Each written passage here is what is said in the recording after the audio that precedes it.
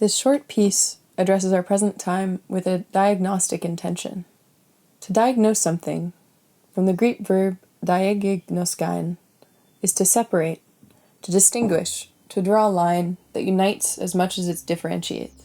In the hypnotic blurs and bubbles of our digital forms of life, we must begin making distinctions, because we are losing our capacity to separate one thing from another, and therefore to develop diagnostic lines of inquiry about our own present.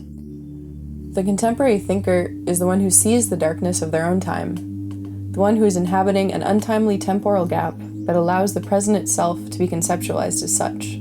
We are talking here about a present that invokes and evokes multiple temporalities, from etiological pasts to prognostic futures. This careful stroll on the edge of contemporaneity structures our inquiry. We attempt to inhabit a temporal gap in which we perform our divinatory diagnoskain. On the edge of the present, we ask, what difference does today introduce with respect to yesterday? We start from the unapologetic assumption that today, more than yesterday, our psychic life is at stake, because it has become a substantial source of economic and symbolic value. Machinic assemblages extract from our screen time a vital lymph that runs through the veins of effective neurocapitalism. Disciplinary and biopolitical power is today reinforced and supported by a thriving psychopower, a form of power that draws its force from our psyche. Our psychic life has been colonized to such an extent that our compulsive desires anticipate and fulfill the desires of capital. Our desires flow through ritual repetitions of embodied tics that never stop producing value. These tics obscure the passing of time. Click after click, we produce surplus value and surplus data in our sleep, during our leisure time, when we look for someone to sleep with, when we write short diagnostic pieces about the present. What makes our psyche tick? Psychopower is a fashioning of a homo addictus who connects in order to click, refresh, laugh out loud, check, click, chuckle, refresh, and check again. In the era of the homo addictus, our psyche and its tangles of desires are the privileged terrain for a social-political transformation. We consider the psyche a vital breath running through our bodies, as a material soul that hosts our striving towards and our biosocial embodied tendencies. The psyche is a faculty that holds together our capacity to affect and to be affected, our neural consciousness, and our creative imagination. Let's not assume that this psyche exists independently of the confessional and disciplinary apparatuses that have produced it, from clinical medicine to the psychological disciplines, among many others. Today we face a circular process wherein the psyche, produced by a dominant apparatuses, is now exploited and emptied out by parallel apparatuses. Awareness of this circularity, a cybernetic feedback loop, is critical if one is to not fall prey to essentialist claims about our present symptoms. If we are addicted to digital forms of life, it's because our psyche has been primed for addiction by historically determined dispositif. The very idiom of addiction throws our analytic gestures into a series of loops. In thinking about digital technologies, from smartphones to social networks to dating apps, let's not indulge romantic or lapsarian narratives, imagining that before the smartphone, the BS era, we were non-addicted free beings roaming through the sweet prairies of life.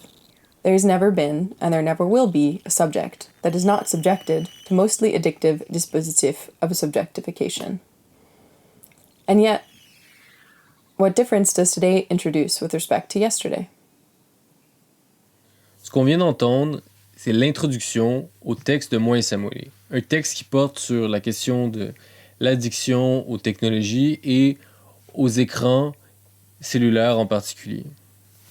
Au cours du présent épisode du podcast Stasis, on va mettre de l'avant ce texte-là, mais en premier lieu, ce qu'on veut faire, c'est annoncer le lancement du second cahier d'enquête Stasis. Moi et Samuele, on a écrit ce texte-là dans le cadre du séminaire Stasis sur la technologie. Dans ce séminaire-là, comme dans la plupart des activités Stasis, notre but, en fait, c'est de penser ensemble collectivement, développer une intelligence commune pour réfléchir des enjeux contemporains, puis développer des stratégies, des outils, des tactiques pour s'engager avec ou contre certains phénomènes contemporains. Donc, what I was explaining in French is that what we just heard prior to my intervention was the introduction to me and Samuele's article on addiction to cell phones and screens more broadly. In today's episode of the Stasis podcast, we're gonna read bits and pieces of that article with the intention to share with you, of course, our inquiry, but also to announce that Stasis will be launching its second inquiry journal in the coming months. Me and Samuele wrote this text together as part of our activity in the Stasis Collective. The Stasis Collective is a collective based in Montreal, and what we do usually is that we organize public events on a bunch of contemporary political issues. But as part of the collective, we also have more private activities, such as seminars. In these seminars, we're a bunch of friends who come together and think about different topics. So last year, what we did is that we organized a seminar on technology, and that lasted for about a year. And in the course of that seminar, it was maybe 10, 15 friends who would come together and listen to one or two people talk about a particular political issue related to technology. And the goal of that seminar was to develop a collective intelligence that could lead to a bunch of inquiries into particular topics and eventually lead to the publication of an inquiry journal. It's in that seminar that Samuele and I started to think about cell phones. First through the lens of the gamification of society, but really rapidly as we started to delve into the topic, we realized that cell phones were really just a part of a larger apparatus of addiction.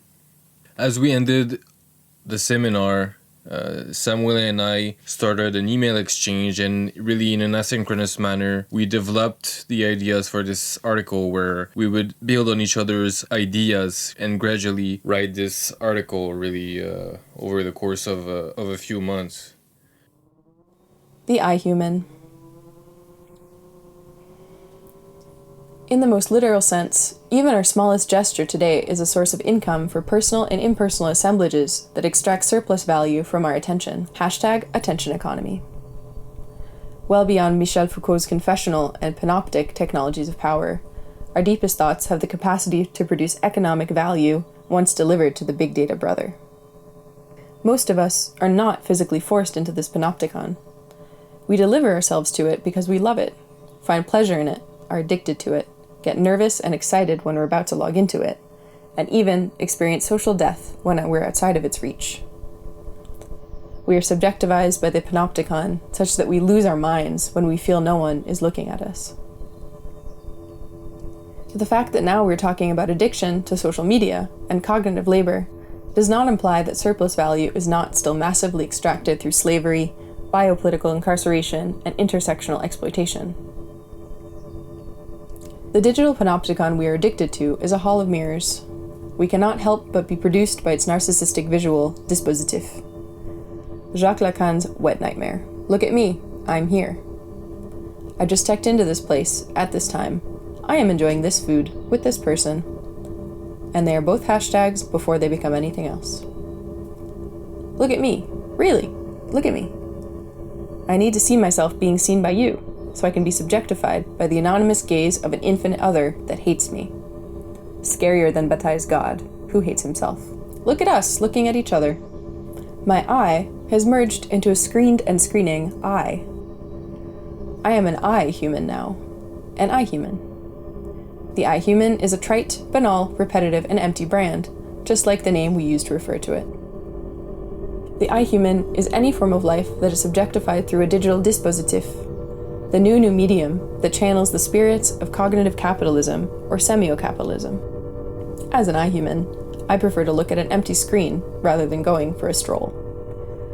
I chose the scroll over the stroll. The farthest we've ever gotten from Deleuze and Guattari's anti-edible schizo stroll. I swipe away my anxiety and begin an anxious scrolling that makes me feel like shit. I am subjectified as an I/I through dispositif that put me in a state of mild trance, a hypnotic feeling of being nowhere and everywhere, despatialized. In episode after episode, click after click, the I human finds itself in recursive experiences of desubjectification. The interesting twist on this situation is that we take this desubjectification as a preferential form of becoming a subject. The I human is in a trance without knowing it, trapped in a dopaminic here-else. Swipe, scroll, click, swipe, smiley face, swipe, thumbs down, scroll. The motion between and across dispositif is to be understood as a double movement of liberation and capture. There is no freedom, but certain practices are further removed from direct forms of exploitation and extraction. We need to undertake a patient labor giving form to our impatience for liberty. This implies a constant experimentation with the limits, with our own limits as historical subjects. The problem is that too many of us are too removed from this idea. Who has the privilege to think about how impossible it has become to think when we are constantly interrupted by buzzing nudges? Psychopower makes the phantom sound of a buzz, a material trembling. My leg vibrates when I have no phone. The withdrawal symptoms of my muscular depression. Today, power is a silent buzz that keeps us awake at night. We think that we are sleeping, but we are dreaming of the buzzing dreams of notification capitalism. The I human is an addict, trapped in hypnotic loops of obsessive communication, digital ecstasy, and binge consumption. I think that in this piece that I co-wrote with JP through our quite joyful and fun email exchanges, and it's a piece that of course includes the references, the work and the presence of 1,000 other authors. There is nothing like really original about it, if not the very process of producing a piece about the present. Well, one of the first or central elements, at least for me, in this piece is really the attempt to come into terms with the notion of the loop, of cybernetic loops, of repetition, of compulsive repetition that somehow seem to characterize the present condition. And by loop, I precisely mean this persistent return to screens, persistent return to scenes where we are somewhat like screenified, and what we're looking for is the buzzing emotion, the dopaminic kick of a new information. And this is like really clear also in the present moment if we think about how in the COVID-19 temporality we keep going back to the screen looking for updates. And then, in this idea of the loop, there is this running after the final update that never comes. And this is a very important element also because on one sense it is a way through which we understand addiction, the constant return to the same scene in the name of a promise, in the name of a biochemical promise at the end, which is biochemical but also deeply entangled into with the ideologies of the contemporary. But at the same time, our attempt is also to try to move away from the language of addiction, because the very idea of addiction is a very medicalized understanding of the present. So by saying that we're addicted to our phone, then we risk reproducing dominant pathologizing ideologies. So we're trying to kind of perform through this piece a struggle, which is to be both critical of the way in which loops are understood through addiction, but also somewhat aware that it is a form of compulsive repetition that characterizes addictive forms of attachments.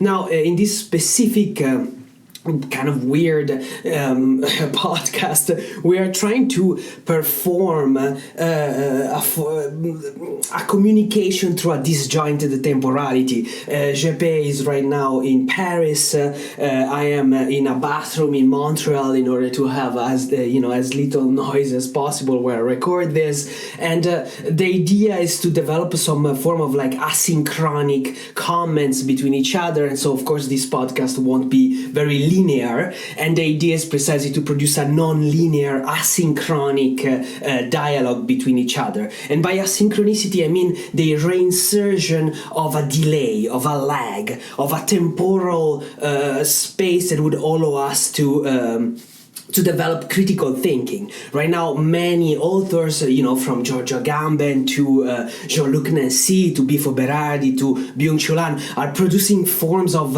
somewhat instant thought in order to think about the present, and they're all falling prey of a form of compulsive synchronicity that I think doesn't allow intellectual to develop subversive forms of thinking, precisely because we are forced to think through the temporality of a cybernetic loop, which pushes us to be more and more synchronic with the demands of the screen.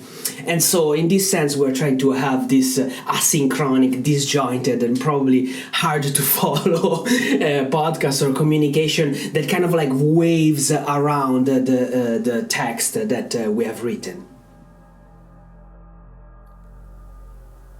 Homo addictus. We've entered the era of imaginal and effective capitalism. We don't consume objects so much as their affects, the abstract and material phantasms flickering across their surfaces. However, digital technologies are also nothing really new. One of the earliest dispositifs to subjectivize the human was the symbol. The symbol is one of humans' primal technologies. The role of symbolic life is to stabilize entropy, to reduce chaos. Trapped or addicted or incapable of engaging with entropic excess. Ladies and gentlemen, the erotics of human forms of life. Addiction is a recursive and compulsive return to the same scene, substance, meaning, world. A return to the same that attempts to control chaos. Hashtag entropy reduction. Hashtag hermeneutic damage control. Contemporary addiction, so the digital behaviorist suggests, is fueled by unexpected or intermittent reward.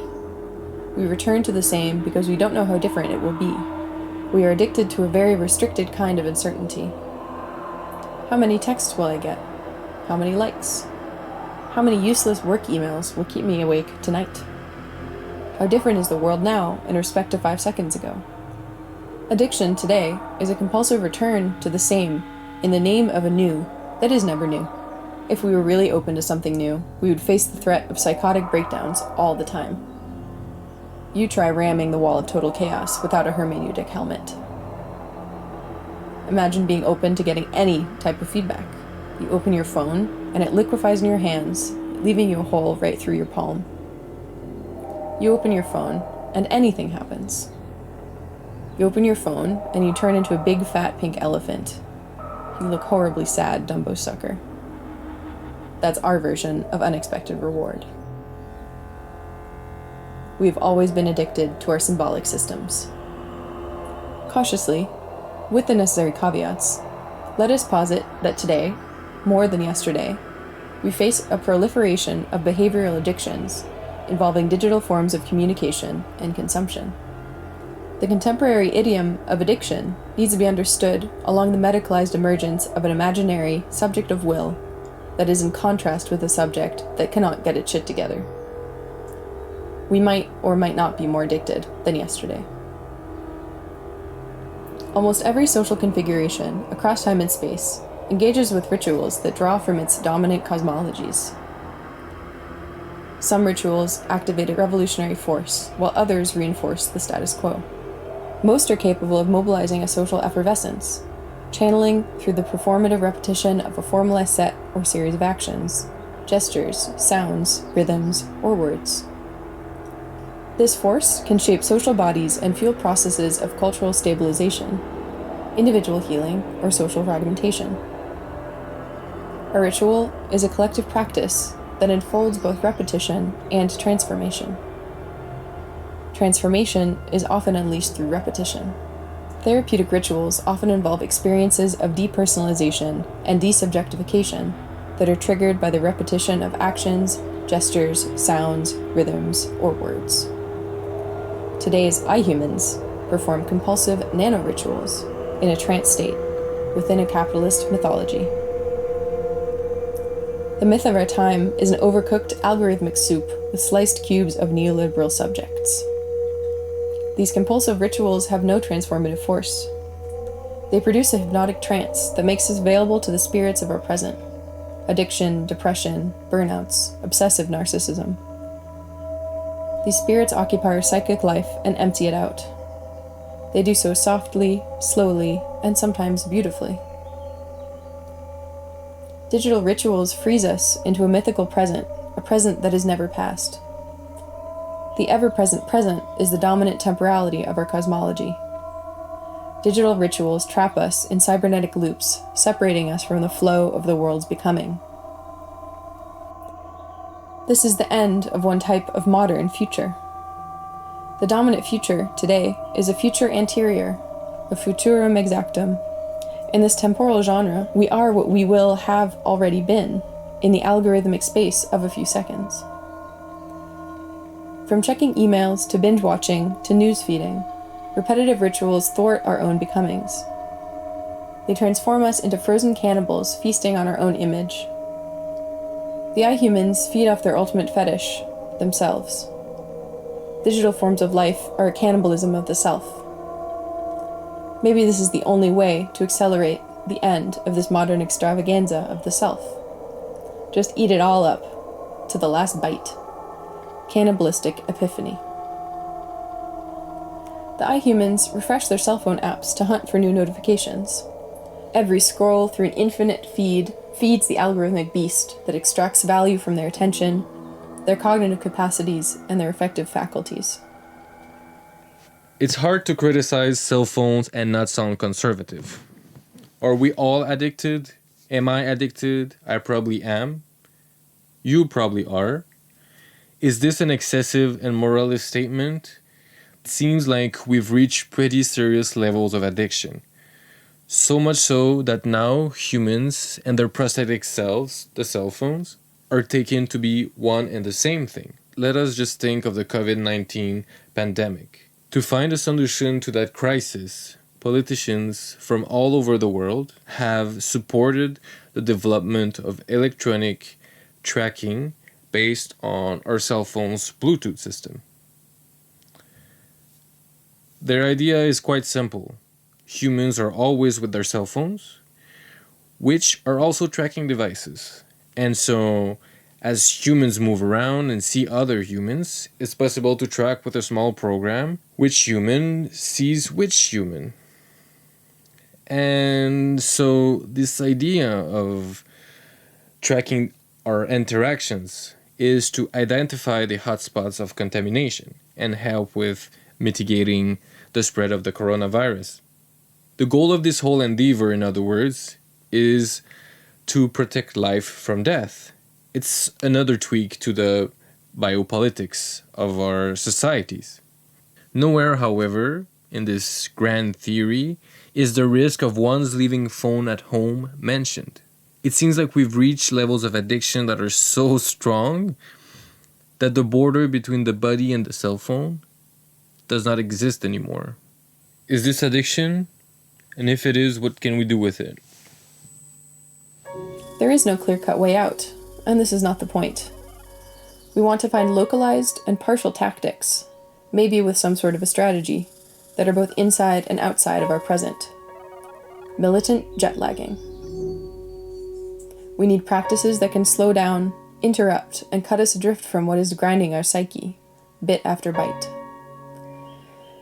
We want to regain some breath, some space of maneuver, some imagination, something.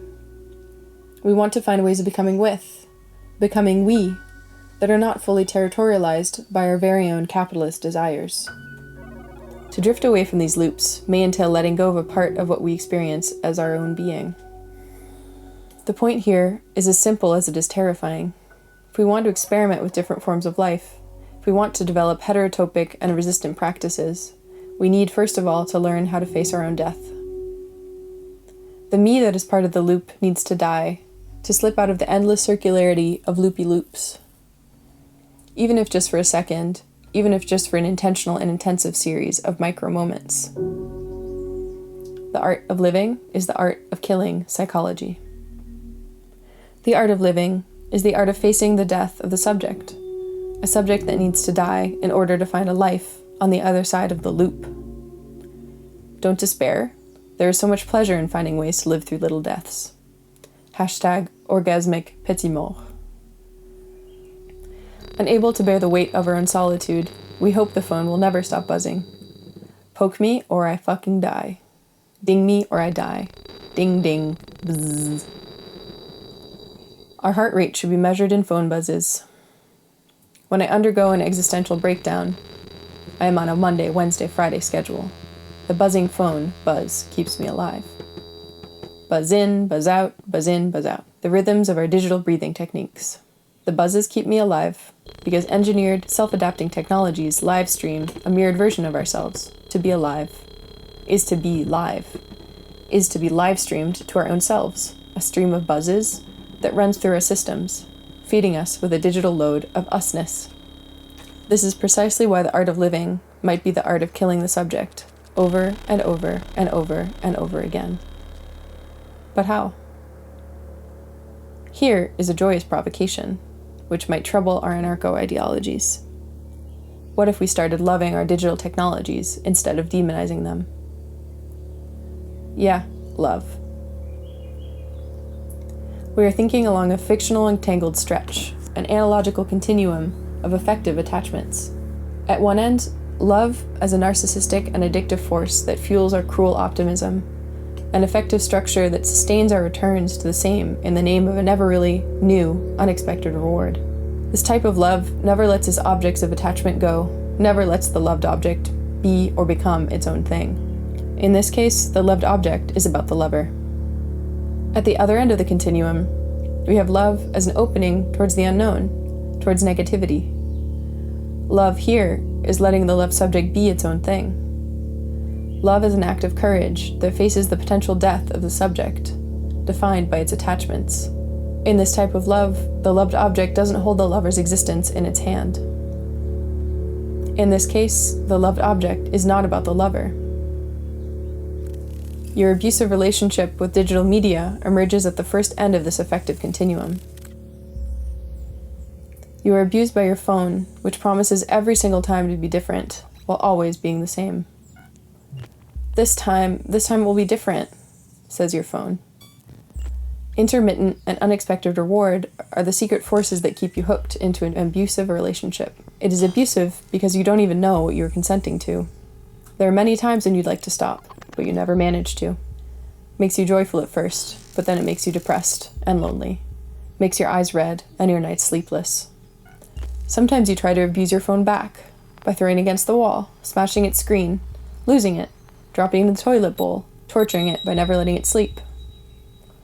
But why? Digital abuse is ontogenerative. It produces our being.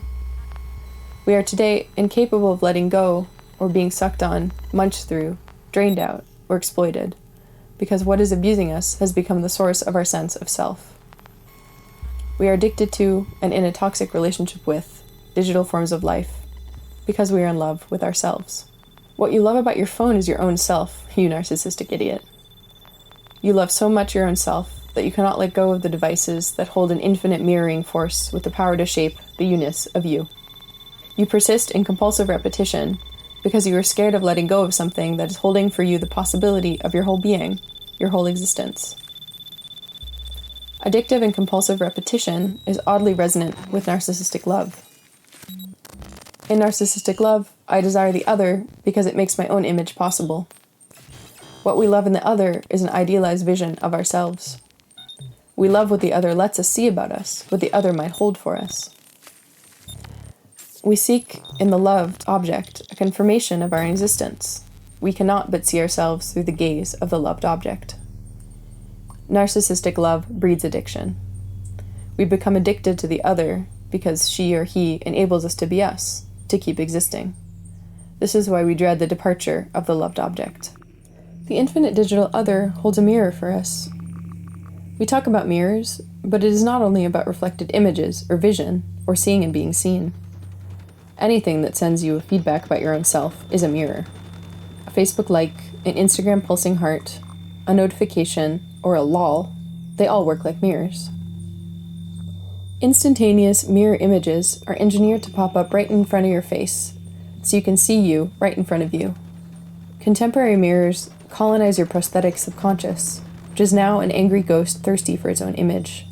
An image engineered by a white yoga and kombucha addict who's probably right now microdosing mushrooms while sitting on his compostable beanbag that will save the planet and the entire universe. Engineered self-adapting mirrors show you the exact thing you want to see. The mirror predicted your future self and thus reflects your new self as if it were the previous one. Engineered mirrors keep us in the eternal and loopy truth of the self. This entanglement between two rhythms, one human and another algorithmic, creates the temporal genre of our lives, the future anterior. We are what we will have been. We are abused by digital technologies because we love them in a toxic way. Is another form of love possible at the other end of the affective continuum? Maybe not, maybe yes. Or most likely, yes and no. So turning to love, maybe one of the, I think, most interesting and maybe challenging provocations of this text. It starts from the idea that swipulsive loops of interactions are basically fundamental ways in which we are being subjectified in the present and in the contemporary condition. And so if we want to develop somehow resistant alternative practices that slow down, interrupt those swipulsive loops, I think we need to turn to the problem or the question of processes of subject formation. That is, if our subjectivity is formed by this loop, maybe the first step we need to undertake to undo, interrupt these loops is to posit some threats to our own subjectivity. And that is to engage with processes of desubjectification. To stop clicking in a way is to start facing our own death, is also to face the potentiality to become a cadaveric presence in the social network that we inhabit through digital forms of life. To stop clicking maybe to have to face a certain form of loneliness and death. But the idea is to start loving our technologies, letting them be. So stop to basically interrupt the loop that makes technology being only about us and start developing a form of use of the technical instrument that is not a use that is fundamentally supported by a narcissistic attachment. And so this idea, of course, refers to a lot of psychoanalysis and affect theory. And here the idea is to start looking somewhere else for sources of subjectification. So the idea of love here is really, of course, is also a joyful provocation. What does it mean to love your phone? It is a provocation, but the idea here is to try to turn elsewhere, and to basically invest our libidinal attachment in different types of objects that may be a little bit less narcissistic than digital forms of life.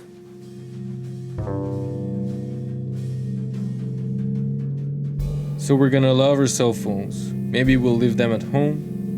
Maybe I'll leave them in my locker. We'll leave them somewhere and provoke the lag. Maybe that's what we want to do. So that was it for this episode of the Stasis podcast. You can share and like the podcast or Stasis' Facebook page and newsletter by clicking on the links in the description. Thank you for being with us.